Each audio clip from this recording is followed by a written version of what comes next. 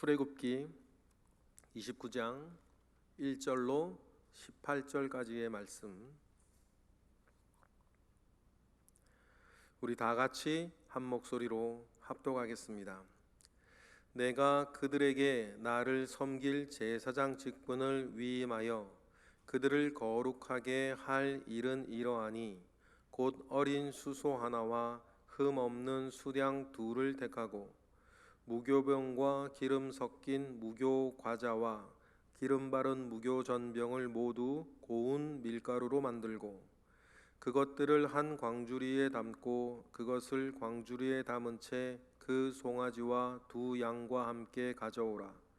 너는 아론과 그의 아들들을 회막문으로 데려다가 물로 씻기고 의복을 가져다가 아론에게 속옷과 에봇 받침 겉옷과 에봇을 입히고 흉패를 달고 에봇에 정교하게 짠 띠를 띠게 하고 그의 머리에 관을 씌우고 그 위에 거룩한 패를 더하고 관유를 가져다가 그의 머리에 부어 바르고 그의 아들들을 데려다가 그들에게 속옷을 입히고 아론과 그의 아들들에게 띠를 띠우며 관을 씌워 그들에게 제사장의 직분을 맡겨 영원한 규례가 되게 하라. 너는 이같이 아론과 그의 아들들에게 위임하여 거룩하게 할지니라.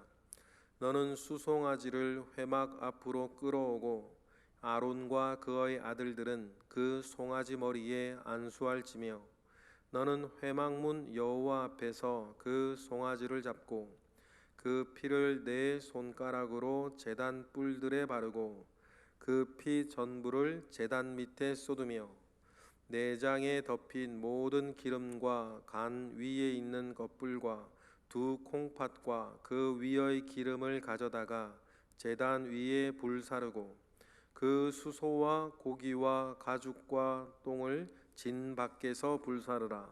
이는 속죄제니라.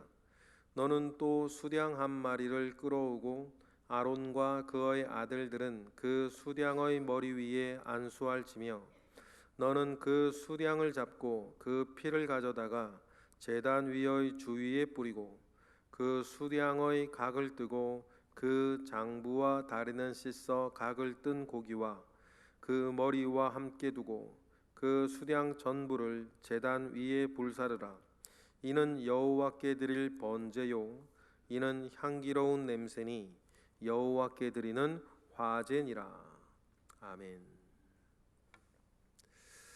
우리 교회에 해가 가도 변하지 아니하는 우리 교회의 신앙 슬로건 같은 것이 있는데 그것을 우리는 말씀을 사랑하는 것이다. 여러분, 말씀을 사랑하는 사람은 반드시 교회를 사랑하게 되어 있고 교회를 사랑하게 하는 사람은 또 자연스럽게 우리에게 주어지는 사명을 사랑하게 되어 있는 것입니다. 그러니 말씀 사랑과 교회 사랑과 사명 사랑은 사실 떨어져 있는 것들이 아니고 말씀을 사랑하면 자연히 교회를 사랑하고 교회를 사랑하면 반드시 사명을 사랑하게 되어 있는 것이죠. 그런데 이 우리가 사랑하며 살아가야 할 이 세 가지 가운데에서 맨 마지막에 있는 이 사명 사랑이라고 하는 것은 사실 우리가 이 땅을 사는 동안 우리가 행복할 수 있는 유일한 비결이에요.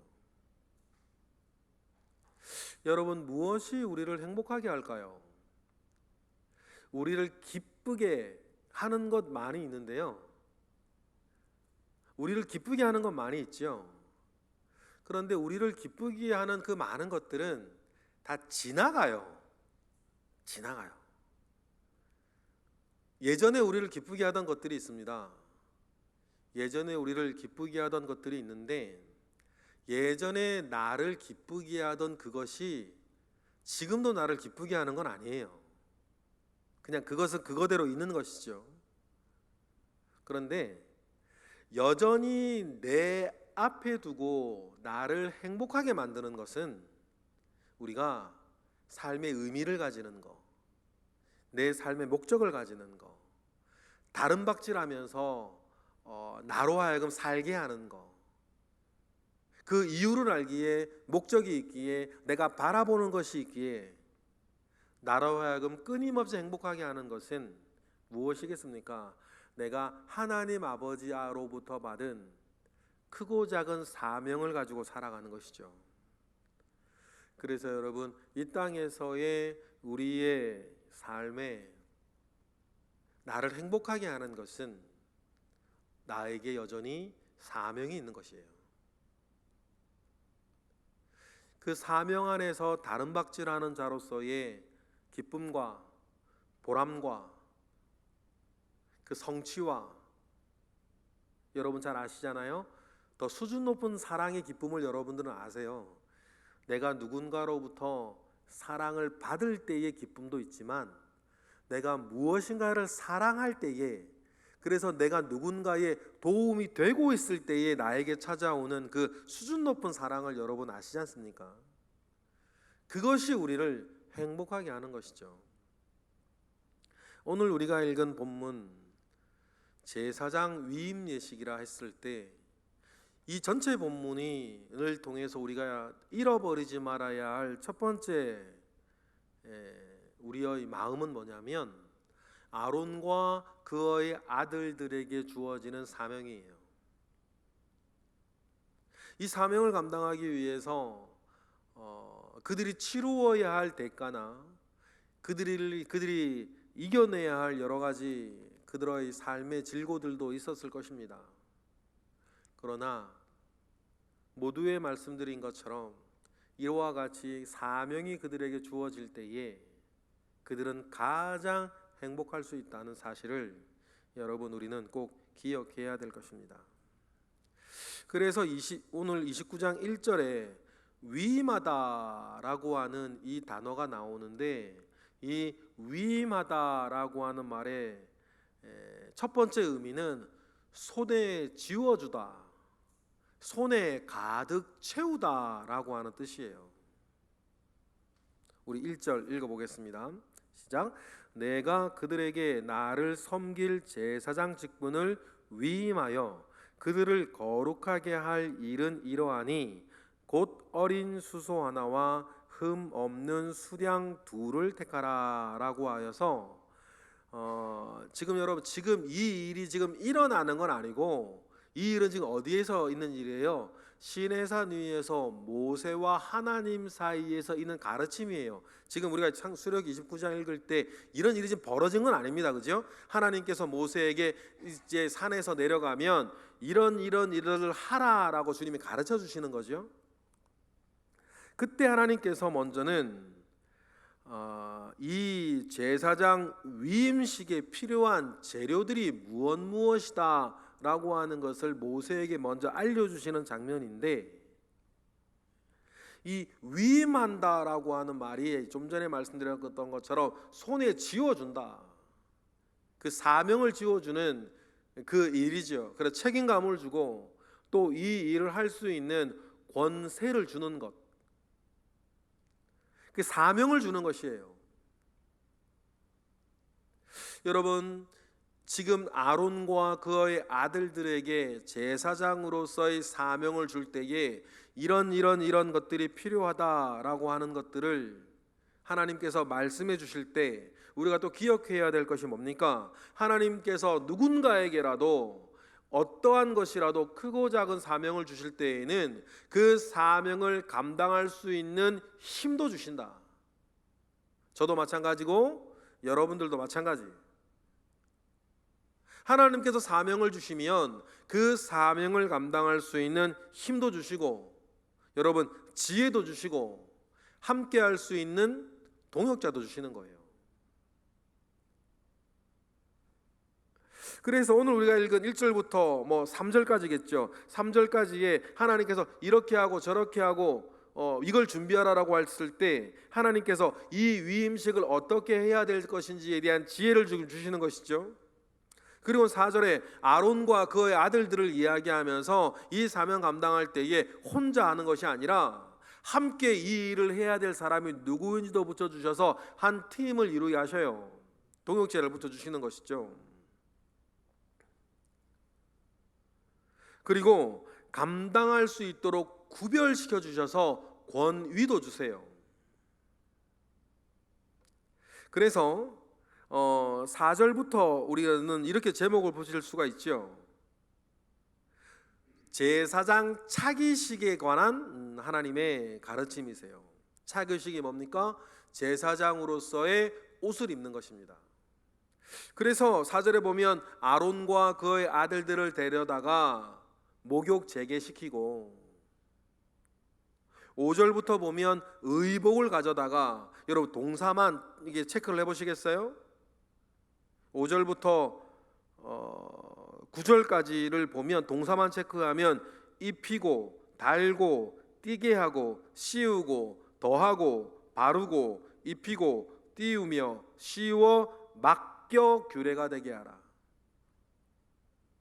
그러면서 제사장으로 세워질 아론과 그의 아들들에게 다른 사람은 하지 아니하는 의복과 여러 액세서리를 달겨 치장하게 합니다. 이것을 통해서 하나님은 그들에게 제사장으로서의 구별된 존재와 제사장으로서의 감당할 수 있는 권위와 모든 사람들이 그의 직능과 관련되어져서 경청하게 하고 따르게 하는 힘을 하나님께서 그들에게 주시는 것 아닙니까? 아무도 모르는 데에서 말이죠, 그냥 너 해라고 말씀하시는 것이 아니고 그 일을 감당할 수 있는 힘을 주시는 거예요. 이 일들을 모든 사람들 앞에서 하니까 우리가 출애굽기 맨 처음 시작할 때에 이제는 나는 노바디, 아무것도 아니라고 버려진 인생이라고 자포자기하고 있는 모세에게 하나님이 찾아가셔도 하나님께서 그 모세에게도 그 사명 주실 때에 그 사명을 감당할 수 있는 힘을 주시죠. 그 힘의 상징으로 지팡이를 주님 말씀하시지 않으셨습니까? 그리고는 모세가 하나님 아버지 앞에 따로 구별되어 세워진 사람이라고 하는 것을 애굽 땅 모든 사람들이 알게 하셨어요. 뭐로 알게 하셨습니까? 10가지 재앙으로 알게 하셨죠. 그와 마찬가지로 하나님은 아론과 그의 아들들에게도 사명을 주실 때에는 그 사명을 감당할 수 있는 힘과 어떻게 그 사명을 감당할 것인지에 대한 지혜와 그 일들을 함께 할 수 있는 사람을, 동역자들을 붙여주시는 거죠. 모세에게 아론을 붙여주셨던 것처럼 동일하게 여러분, 하나님께서 저나 여러분에게 하나님과 하나님의 나라를 위해서 사명을 주실 때에는 역시 3가지를 함께 주신다. 힘을 주시고 지혜를 주시고 또 함께 할 수 있는 사람을 주신다. 그리고 우리가 기억하여야 할 말씀 9절이에요. 우리 9절 읽어보겠습니다. 시작. 아론과 그의 아들들에게 띠를 띄우며 관을 씌워 그들에게 제사장의 직분을 맡겨 영원한 규례가 되게 하라. 너는 이같이 아론과 그의 아들들에게 위임하여 거룩하게 할지니라 라고 하면서 주님께서는 이 제사장 위임식을 말씀하시면서 2가지를 당부하셨어요. 맡겨서 영원한 규례가 되게 하라. 앞으로 아론이 늙어서 죽거나 그의 아들들이 늙어서 죽더라도 이 구별된 예식을 세워서 영원한 규례가 되게 하라. 여러분, 이 말씀에서 꼭 기억해야 될 2가지는 뭐냐면, 우리가 구별되어진 사람으로서의 내가 어떠하고 어떤 사람인지를 아는 것, 내 존재를 아는 것, 내 정체성을 아는 것이에요. 그래서 예수 그리스도 이후에 모든 그리스도인을 베드로는 뭐라고 명명했습니까? 왕같은 제사장이라 명명하여서 구별된 사람으로서의 우리가 누구인지를 알게 하였고, 그리고 이것이 영원한 규례가 되게 하여서 이것이 나 때에 끊어지는 것이 아니라 신앙의 유산이 되어서 후손들에게 전하여져 내려갈 것에 대해서 하나님은 말씀하셨던 것입니다. 그러니 여러분, 저나 여러분들이 지금 가지고 있는 이 신앙의 유산이 우리 때에 끊어지지 아니하고 여러분 자녀들을 통해 또 후손들을 통해 계속 이어져 가게 하는 것이 매우 중요하다. 저나 여러분이나 늙어서 이 땅에 더 이상 살지 아니하고 하나님 나라 갔을 때 우리가 새벽 기도를 지키는 내 자리는 여러분 소원하셨으면 좋겠어요. 내 아들이 대신하고 내 딸이 대신하고 하나님께서 기도하는 것으로 살아왔던 이 모든 것들에 대하여서 이게 신앙의 유산이 되어 좋은 유산이 되어 나의 자녀들이 나를 대신하게 하는 그 일들을 여러분 꿈꾸고 포기하지 아니하고 계속해서 기도하며 여러분 어떤 사명 어떤 축복이라 하더라도 그 자리를 여러분들의 자녀들이 대신할 수 있도록 여러분 꿈을 가지고 계속 기도하시기를 바랍니다. 그리고는 10절부터 18절까지의 말씀은 제사장 위임식을 거행할 때에 드려야 할 두 가지 중요한 제사에 대해서 이야기를 해요. 먼저 10절부터 14절까지는 숫송아지로 드려지는 속죄제. 속죄제는 말 그대로 죄를 속하는 죄, 하나님 아버지 앞에 서 있을 사람으로서 그 죄를 속하는 제사에 대해서 우리에게 이야기를 하죠. 10절에 보면 먼저 송아지의 머리에 안수한다고 합니다. 그리고 이제 제사 지내서 이제 죽어질 이 송아지가 사실은 송아지가 아니라 뭐가 되는 거예요? 나 자신이 되는 거예요. 그리고는 송아지를 잡습니다. 송아지를 잡는다라고 하는 단어 하나지만 이 송아지가 잡는 과정 가운데서의 뭐가 있어요? 참혹함이 있는 거예요. 이 송아지가 참혹하게 죽어가는 장면을 안수한 사람으로서 속죄제를 드리며 지켜볼 때에 사실은 그 죄 때문에 누가 죽어야 한다?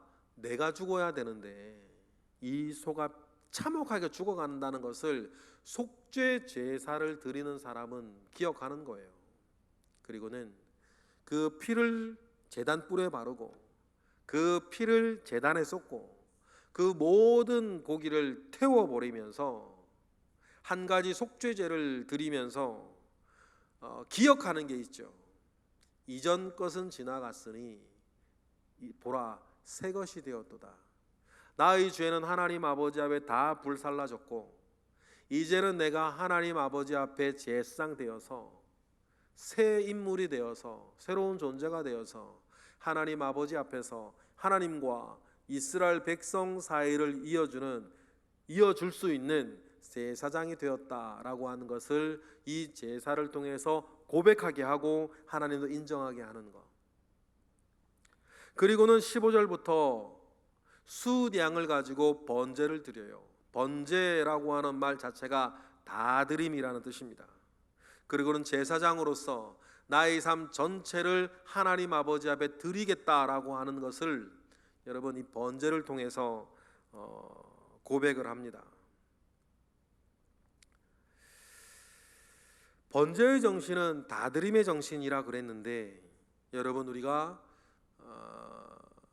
하나님 아버지 앞에 사명의 길을 갈 때 그것이 예배든 예물이든 시간이든 인생이든 우리가 하나님 아버지 앞에 무엇인가를 드리는 사람으로서 꼭 기억하여야 할 정신이 뭡니까? 번제의 정신이에요. 다드림의 정신이죠. 바울은 이렇게 얘기했습니다. 인색함으로 드리지 아니하고 즐겨 드리는 자들 말이에요. 우리가 사람과 사람 사이의 삶을 생각해도 마찬가지 아닙니까? 누군가가 여러분에게 은혜를 베풀려고 할 때에 누군가가 여러분에게 무엇인가라도 은혜를 베풀려고 할 때에 인색함 가운데에 막 주고 있고 더 주려고 그러면 차라리 여러분 안 받고 말지. 오히려 기분 나쁘지 않아요. 마찬가지로 우리가 하나님 아버지 앞에 내 사명을 감당하고자 할 때에 성경의 말씀처럼 힘에 지나도록 최선을 다해서 하나님 아버지 앞에 드리는 것, 그것이 눈에 보이는 것이든 눈에 보이지 아니한 것이던 하나님 아버지 앞에서 살아가는 사람은 인색하지 아니하고 즐겨드리며 힘에 지나도록 하나님께 드려지는 헌신이 있는 여러분 그 사명자 되시기를 주님 앞에 축복합니다. 하나님 앞에 세워질 이 제사장들도 그것이죠. 속죄제로 나를 새롭게 하고 번제로 앞으로 내 인생의 내용은 이렇게 되어질 것이라고 하는 것을 하나님 아버지 앞에 고백하는데, 이러한 삶은 비단 제사장뿐 아니라 목회자뿐 아니라 하나님 아버지 앞에 살아가는 모든 사람들이 자신의 삶을 통해서 늘 고백해야 할 삶의 내용 아니겠습니까? 여러분, 이것이 우리를 행복하게 하는 것입니다. 사람은 사명 앞에서 다름박질할 때 행복한 것이거든요. 그러니 여러분, 하나님 아버지 앞에서 사는 사람으로서의 행복과 보람과 기쁨이, 그리고 평화와 소망이 늘 우리를 행복하게 하고 하나님을 영화롭게 하는 우리 모두의 생이 되기를 주님의 이름으로 축복합니다. 기도하겠습니다. 할렐루야. 하나님 감사와 영광 올려드립니다. 주님께서 오늘 말씀을 통해서 하나님 각자에게 주시는 은혜가 있고 교훈과 책망과 바르게 함과 의로 교육하는 것이 있으니 하나님, 우리가 이 말씀 안에서 모든 선한 일을 행할 능력을 갖추게 하시고 온전하게 하시는 은혜를 오늘 또 주셨습니다. 그 은혜 위에서 우리가 승리하게 하시고 그 은혜 위에서 열매 맺게 하옵소서. 이 시간 드려지는 1000번째 예물 가운데에 주님 함께 하시고, 이 시간 우리가 드리는 기도 가운데에 주님 들으시고 응답하심이 있게 하옵소서. 예수 그리스도 이름으로 기도드렸나이다. 아멘.